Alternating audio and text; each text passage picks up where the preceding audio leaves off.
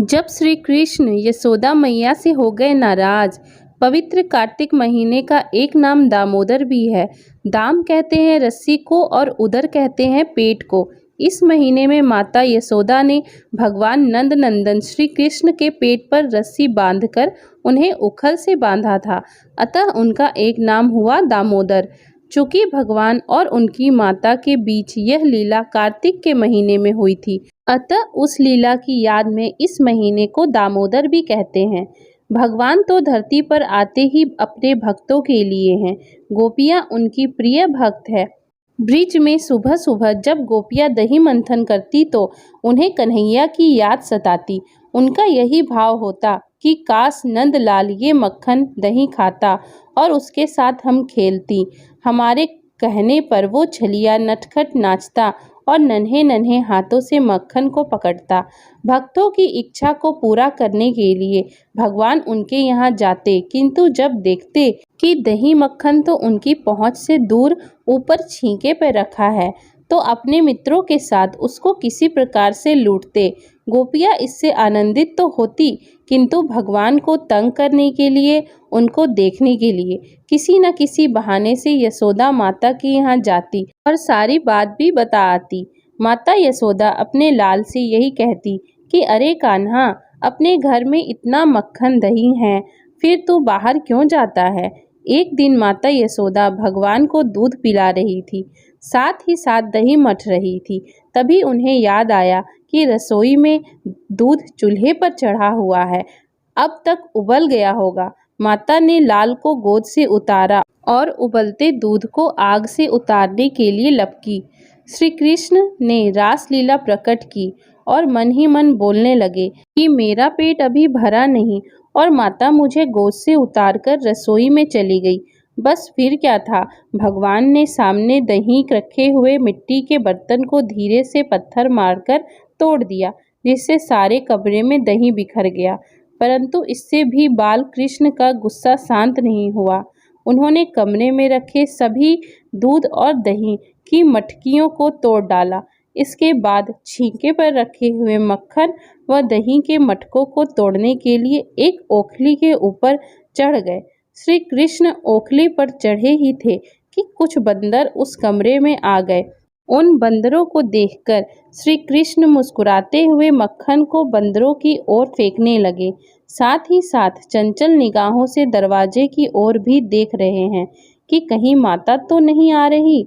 उधर यशोदा मैया जब दूध संभाल कर मुड़ी तो वे देखकर हैरान हो गई कि दरवाजे में से दूध दही मक्खन बह रहा है। उनका सारा ध्यान गोपाल की ओर गया और वे समझ गई कि ये सब उसी ने किया है। उन्होंने थोड़ा बढ़कर देखा कि कमरे में क्या हो रहा है। माता को लगा कि अगर मैं अचानक कमरे में गई तो लाला घबराकर भागेगा, तो ओखली से कूदते समय उसको चोट लग सकती है। माता यशोदा ने भगवान को सचेत करने के लिए कुछ आवाज की। माता को देखकर श्री कृष्ण ओखली से कूदकर सरपट भागे। अपने घर में माखन चोरी की श्री कृष्ण की यह पहली लीला थी। माता यशोदा श्री कृष्ण को पकड़ने के लिए उनके पीछे दौड़ी। मैया तो माँ के वात्सल्य से भगवान को बालक ही समझ रही थी। वह उन्होंने सोचा कि आज कन्हैया को सबक सिखाना ही होगा, अतः छड़ी उठाई और उनके पीछे पीछे भागी। यह निश्चित है कि सर्वशक्तिमान अनंत गुणों से विभूषित भगवान यदि अपने आप को न पकड़वाए तो कोई उनको नहीं पकड़ सकता। यदि वे अपने आप को न जनाएं तो कोई उन्हें जान भी नहीं सकता। आगे आगे श्री कृष्ण और पीछे पीछे माता यशोदा को देख नंद भवन के अड़ोस पड़ोस की बहुत सी गोपियां इकट्ठे होने लगी। काफी देर यह चलता रहा। माता यशोदा का परिश्रम देखकर भगवान श्री कृष्ण ने अपनी चाल को थोड़ा धीमा किया। माता ने उन्हें पकड़ लिया और वापस नंद भवन में वहीं पर ले आई, जहां उखल पर चढ़कर भगवान बंदरों को माखन बांट रहे थे।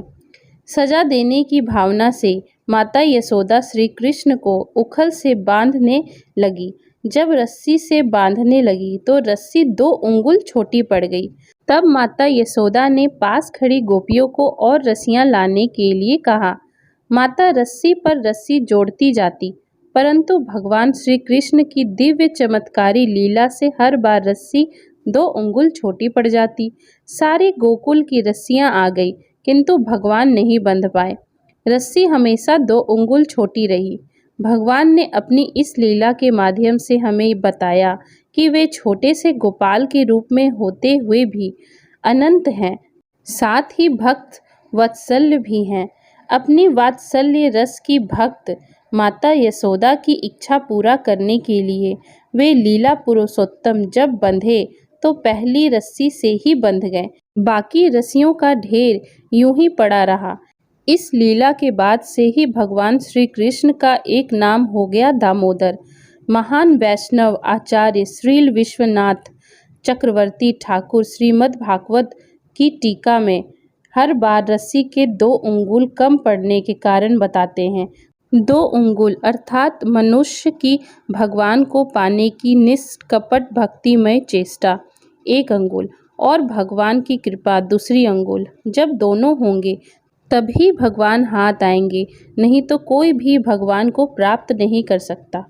दोस्तों, अगर आपको हमारी ये कहानी अच्छी लगी हो तो आप हमारे चैनल को लाइक, शेयर एंड सब्सक्राइब जरूर करें, जिससे हम आपके लिए और भी अच्छी अच्छी कथा कहानियाँ लाते रहें।